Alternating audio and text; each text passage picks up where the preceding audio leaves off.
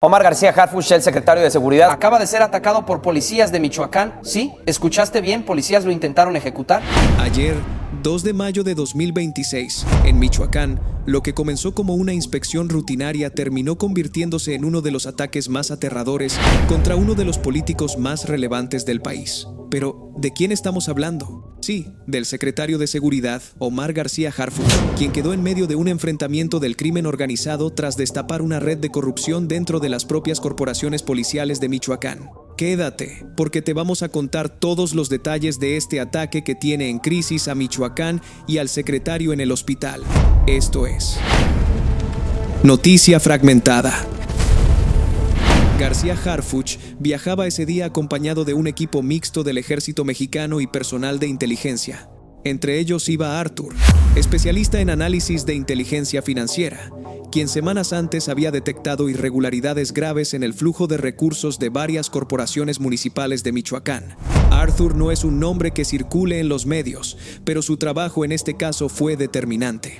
Mientras otros operativos dependen de informantes o golpes de suerte. Este comenzó desde un escritorio, revisando números, cruzando datos y construyendo un mapa financiero que terminó siendo la hoja de ruta del operativo. El trabajo de Arthur era contundente. Había identificado movimientos bancarios que no cuadraban con los sueldos oficiales de distintos elementos policiales, transferencias directas hacia cuentas vinculadas a una estructura criminal y patrones de gasto que simplemente no eran compatibles con lo que gana un policía municipal. Todo apuntaba hacia Cártel Jalisco, figura central de un grupo delictivo con fuerte presencia en Michoacán y actualmente uno de los objetivos prioritarios de las autoridades federales. Cártel Jalisco ha intensificado sus operaciones de control territorial en los últimos meses, aumentando la presión sobre las rutas que utiliza para trasladar sustancias ilícitas hacia otros estados y hacia la frontera norte. Y para mantener esas rutas abiertas, necesitaba protección institucional. Ahí es donde entraban los policías municipales. Con ese informe en mano, el secretario decidió avanzar con la gira para verificar en campo la información y, de ser necesario, proceder de inmediato contra los elementos infiltrados. El convoy se desplazaba por caminos secundarios entre Apatzingán y Uruapan, una zona de geografía compleja y vegetación densa que favorece los movimientos discretos. El equipo avanzaba con precaución y sin levantar alertas. Ao llegar a um ponto de controle previamente acordado, el equipo de Arthur detectou algo que não estava em el plan. Várias unidades de policía municipal posicionadas de forma irregular, sin haber sido notificadas del operativo. Cuando el convoy intentó establecer contacto, se generó una confusión que escaló rápidamente. Algunos elementos municipales, al reconocer la presencia del secretario, reaccionaron de manera inesperada y resistieron la inspección. Lo que siguió fue un enfrentamiento armado de aproximadamente 5 minutos. Los militares tomaron posiciones defensivas alrededor del vehículo del secretario. El intercambio de disparos fue intenso. 3 elementos del ejército resultaron heridos. Uno de ellos falleció horas después en el hospital. El propio García Harfuch recibió un impacto superficial en una pierna, herida que los médicos han catalogado como estable. Una vez asegurado el perímetro, se procedió a identificar a los involucrados. 15 policías municipales participaron en la resistencia. 3 perdieron la vida, 5 resultaron heridos y los restantes fueron detenidos y trasladados al Ministerio Público. Pero más allá del enfrentamiento en sí, lo que vino después fue lo verdaderamente impactante. Las investigaciones posteriores confirmaron lo que Arthur ya había comenzado a mapear, una red que involucra presuntamente a más de 100 elementos policiales distribuidos en varios municipios de Michoacán. Todos ellos, presuntamente coludidos con la estructura de Cártel Jalisco, recibiendo pagos mensuales muy por encima de sus salarios oficiales. Dinero que provenía de cuotas cobradas a comerciantes, transportistas y del control de rutas de trasiego. Los registros financieros del equipo de Arthur mostraron propiedades recién adquiridas y un nivel de vida completamente incompatible con la función pública de estos elementos. Todo apunta a que esta red llevaba años operando con relativa impunidad, garantizando el paso libre de actividades ilícitas a cambio de protección. Y el problema no se queda solo en los policías. Algunos presidentes municipales y funcionarios de mayor jerarquía ya aparecen en los expedientes preliminares por haber presuntamente permitido o facilitado el funcionamiento de esta red. Las autoridades estatales también están bajo revisión.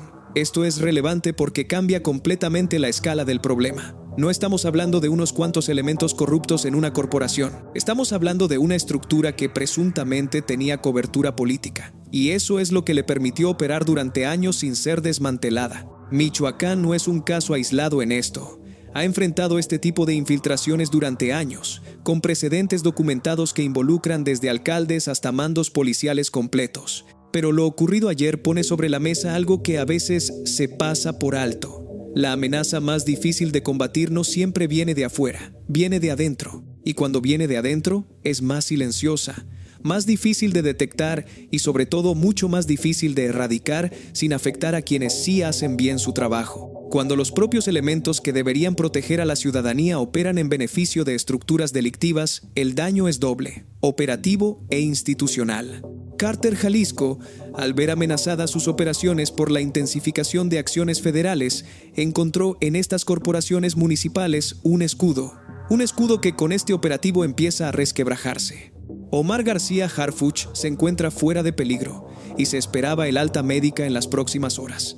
Los militares heridos continúan en recuperación y los detenidos ya están siendo procesados. Ahora bien, aquí es donde queremos detenernos un momento contigo. Este caso demuestra algo que en Noticia Fragmentada hemos señalado antes. La corrupción en México no es solo un problema de delincuentes organizados, es un problema de instituciones infiltradas. Y eso es mucho más difícil de resolver, porque implica desmantelar estructuras que, en teoría, existen para protegernos. No es lo mismo perseguir a un criminal que perseguir a quien debería perseguir criminales. El segundo caso requiere una voluntad institucional mucho más firme, porque implica reconocer un fracaso propio, señalar hacia adentro y asumir las consecuencias políticas de hacerlo. El trabajo de inteligencia realizado por Arthur y su equipo es exactamente el tipo de acción que se necesita. Paciente, técnica, basada en evidencia. No en rumores ni en presión política, sino en datos. Eso es lo que hace que este caso sea diferente a muchos otros. Pero también nos recuerda lo arraigadas que están estas redes. Si detectar una estructura de más de 100 elementos requirió semanas de análisis financiero detallado, ¿cuántas más operan todavía sin que nadie haya tenido el tiempo, los recursos o la voluntad de buscarlas? Porque este no es un problema exclusivo de Michoacán.